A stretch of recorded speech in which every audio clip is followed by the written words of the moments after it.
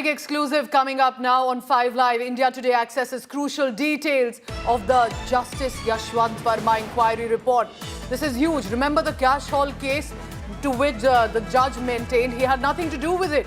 He doesn't even know how the cash appeared in that cupboard that the emergency services had noticed. Now the top detail that had come in, the top finding from the inquiry report.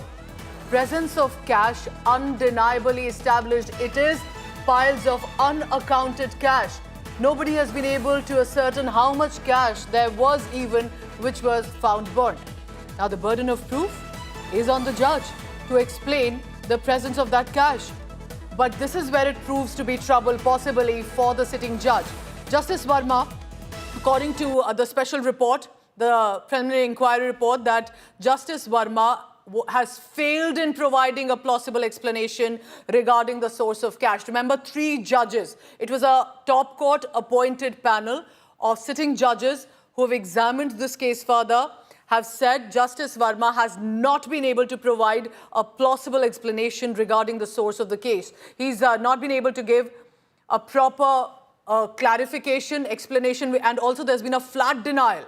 He's alleging conspiracy against him. But is alleging conspiracy enough? What evidence is he bringing to the table that at his home, in a storeroom, in a cupboard, there were piles of unaccounted cash? The staff of Justice Verma is instrumental in removing the burnt cash from the storeroom.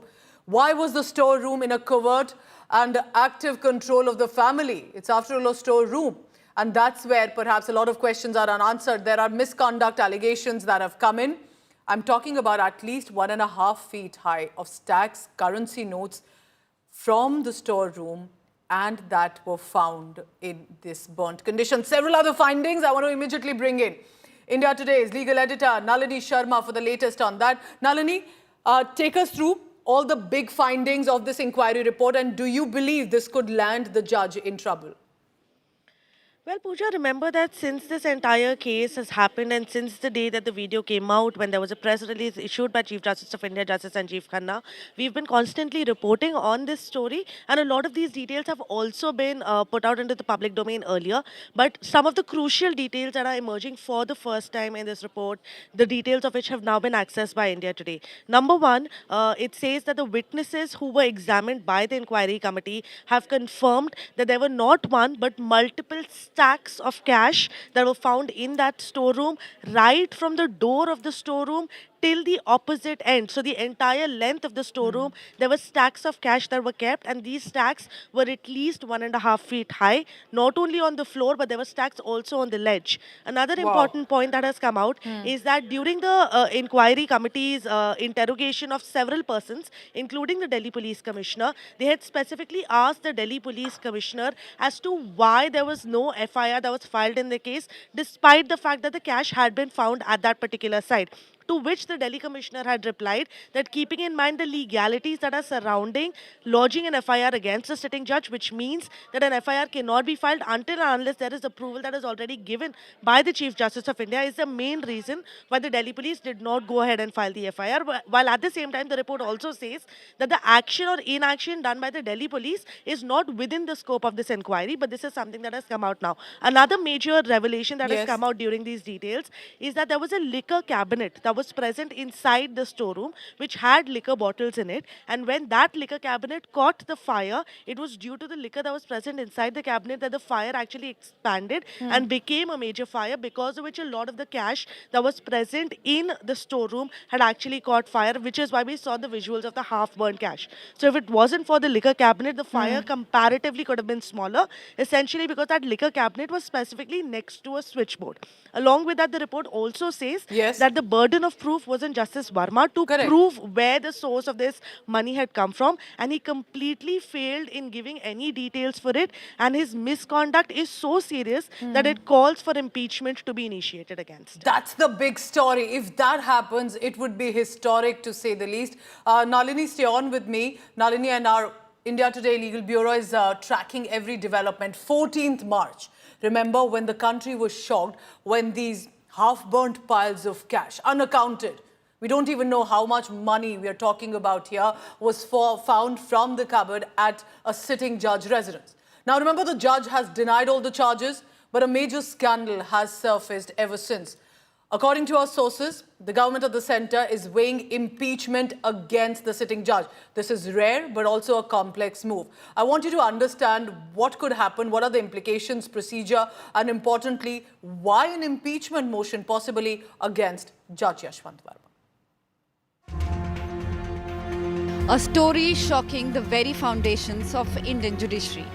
The Narendra Modi government is considering impeachment proceedings against Justice Verma, a sitting judge of the Allahabad High Court. This comes after a shocking discovery of cash at his official residence in the national capital during his earlier posting at the Delhi High Court. Sources tell India Today the impeachment motion could be moved in the monsoon session of Parliament if Justice Verma doesn't resign. Then, Chief Justice of India, Sanjeev Khanna, had written to the President and the Prime Minister recommending impeachment after Justice Verma refused to step down. A Supreme Court appointed committee of 3 judges from the Punjab and Haryana, Himachal Pradesh and Karnataka High Courts had indicted Justice Verma in its report to the CJI. Sources say the panel confirmed the cash was found in a locked storeroom used by Justice Verma's staff, and yet the judge pleaded ignorance. CGI को चाहिए था कि वो कहते कि FIR दर्ज करो और इसकी इन्वेस्टिगेशन फर्दर कि ये आया कहाँ से कैश, किस किस ने कैश दिया, ये सारा कुछ इन्वेस्टिगेट होकर के और फिर उनको जो है छुट्टी पर तो भेज ही रखा था और क्रिमिनल एक्शन होना चाहिए था और इम्पीचमेंट की प्रोसीडिंग साइड बाय साइड होनी चाहिए थी. Sources say the government will take the opposition into confidence before moving the impeachment motion. But impeaching a sitting High Court judge is no easy task. Under Articles 1244 and 217 of the Constitution, the process is lengthy and politically sensitive. It begins with a motion of impeachment, backed by at least 100 MPs in the Lok Sabha or 50 in the Rajya Sabha. Once admitted, the Speaker or Chairman must constitute a special investigation committee. If the panel confirms proved misbehavior, the motion must then pass both the houses with a 2/3 majority of members present and voting. Only then can the President order removal. Given the fact that everyone would be ad idem on the principle that corruption cannot be tolerated anywhere, keeping in mind the larger protections that are envisaged between the Constitution of India and therefore what are the steps to be taken which are correct in law and in procedure, we should be hopeful that no one would be ever covering up any act of corruption, certainly not the government of Prime Minister Narendra Modi and certainly not the judiciary, which would like no taint on it. Justice Verma has rejected the Supreme Court panel's findings, calling them motivated and false. With the monsoon session just weeks away, the pressure is building, and India could be headed for a rare and unprecedented showdown in Parliament. Bureau Report, India Today. So remember that the top court had appointed a panel. There were 3 judges, and this is from Punjab and Haryana High Court Justice, also of Himachal Pradesh High Court and Karnataka High Court. So clearly important, significant positions of judges who decided to investigate this further. We have the findings about what precisely appears to have been found in that panel. Let's take a look one by one. According to our sources, when Yashwant Verma was questioned about the cash haul, a very basic information that deserved acceptance, denial or clarification, that there appeared to be a certain misleading info. What does that mean? Misleading info in the sense that there wasn't enough clarification that had come in with regard to what the sitting judge had to say. Now, the staff was present there. He wasn't even there. That's what he said, that he doesn't even know where the cash came from. And the staff may have removed the cash after the fire. Remember 14th March when the emergency services personnel were told to come a day later. Burnt money was in a locked house, in a locked cupboard basically, and therefore what was it doing there, how did it reach, what is the source of all of these were asked but did not get a plausible explanation to the panel. The burnt cash the next day vanished. How did it vanish? Nobody knows. No clarity on the amount. So we don't even know how much of cash there was because the judge and the staff says we don't even know how the money appeared. Must remove Justice Verma. Basically, the panel is not convinced. They do believe burden of proof lies on the judge. They are not convinced with the answers that have come in. But you need to understand, when we talk about impeachment and from the highest authority in judiciary, it's not that easy a process. It has happened before, but I'll tell you the process. Impeachment motion needs the backing of members of parliament. 100 from the Lok Sabha, 50 Rajya Sabha MPs have to come forth to at least believe this needs an impeachment. So that's step one. What happens after that?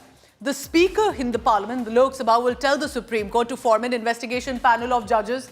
After that, when of course that panel report has come, concluded, has been submitted, the government will nominate eminent jurists to investigate more and further with regard to the panel. So this is an elaborate process that comes in and brings in not just the members of parliament, but also the judiciary.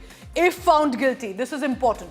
If all of this is clear, the parliament voting takes place. That is, both Lok Sabha and Rajya Sabha will have a voting if this judge needs to go. The motion needs to be passed with a 2/3 majority. Again, the highest number of the members of parliament of the Lok Sabha and the Rajya Sabha have to vote and believe this judge has definitely indulged in misconduct and needs to go. And eventually, if that also happens, President orders a removal. Justice Verma is possibly set to face that impeachment motion. But will he clear it? What will happen? I want to bring in our legal correspondent Anisha Mathur for the latest on that. Anisha, tell us about the precedents in this case. How big, controversial is this? Because judiciary is still that one arm of this country, which in many ways is still untouched. So you tell me more about this. Well, Pooja, as we've been discussing, impeachment is not an easy task. We've seen at least 5 instances in the history of independent India where impeachment motions were attempted in the Parliament of India. Now, as you just mentioned, 100 Lok Sabha MPs or 50 Rajya Sabha MPs have to introduce that motion in the house that they belong to. We've seen instances coming in where V. Ramaswamy was the first judge in 1993 when an impeachment motion was brought in, but that failed to secure that majority. We saw Justice Soumitra Sen of the Kolkata High Court who resigned after the Lok Sabha before the Lok Sabha could consider the impeachment motion, but after the Rajya Sabha had passed the motion. We saw in 2015, once again, impeachment motion was attempted, but they could not get the adequate number of MPs to sign it.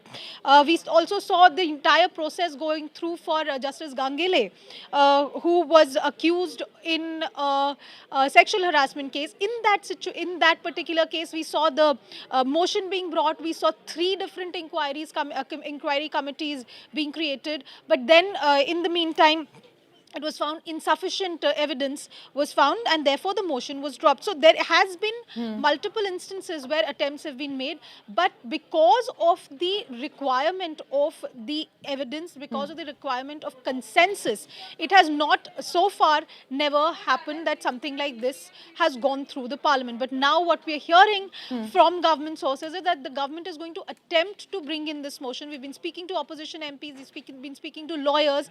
It is going to be a difficult task to first bring in the motion with the adequate number of MPs, then have the inquiry committee, which needs to have a sitting Supreme Court judge, a sitting High Court judge and a senior jurist who will be conducting this investigation. Then their report will come to the parliament again, and then on that they will be voting. So we'll have to wait and see how and when this process is really initiated. The court has already done its job. The Chief Justice has sent the in-house inquiry committee report to the President. Now it's I think this is incredible. This is unprecedented in so many ways. Yes, there have been motions, for example, and Anisha, thank you for that. Justice Deepak Misra's case in 2018, misuse of authority allegations was the last that we heard of. Rajya Sabha chair eventually rejected the motion, but there have been different judges for different reasons. Allegations of misconduct. Impeachment motion has come, or at least there was a possibility of it coming and being brought to the parliament. But in each of these cases, for one reason or another, the motion was dropped. Now it is Judge Yashwant Verma. Could he be impeached if there is no clarity coming in? Because remember, after all, you're talking about judiciary. The one that gives out judgments is believed to be completely independent and cannot have allegations of misconduct as well. Amid all of this, Advocate and Member of Parliament of Congress Vivek Tankha has said no party will oppose, because this is an issue of serious corruption, at least the charges that he's facing. But the government has to share the inquiry report with all members of Parliament. Let's listen in to this conversation. A serious motion when you want it to be debated in Parliament, at least the material on the basis of which we are going to ask the Parliament to initiate the process should be known to us. It can't be just on television cameras or part of gossip columns. So I'm waiting for a reply on that. Just today, I saw one of the papers reporting as a front page news that the government wishes to initiate. But even if the government wishes to initiate, I'm sure it will have to inform its MPs about the material. Ji. And generally, So when you don't want to show the report, then at least there should have been a high-powered investigation. And that Okay. high-powered investigation, which would have gone into greater details, would have given conclusive findings, which could have been the basis of initiation. Even that has not happened. I'm not aware if anybody has spoken to my party leaders, but nobody has spoken to me, or there are a lot of lawyers who are my friend MPs. None of them have been, there has been no outreach to them also. So maybe they will do it in the times ahead. Maybe they will do it when the Parliament meets. But as I said, we all hate corruption. We are all there for any move to fight corruption. There's no way we are going to shield any corruption. But before we initiate a serious move like a removal motion, the least that I expect from myself and any other thinking MP is we should know the material on the basis of which we are signing the paper. I will be closely tracking this development, remember, because it's not just about one sitting judge or another. It concerns all of India and our judiciary as much.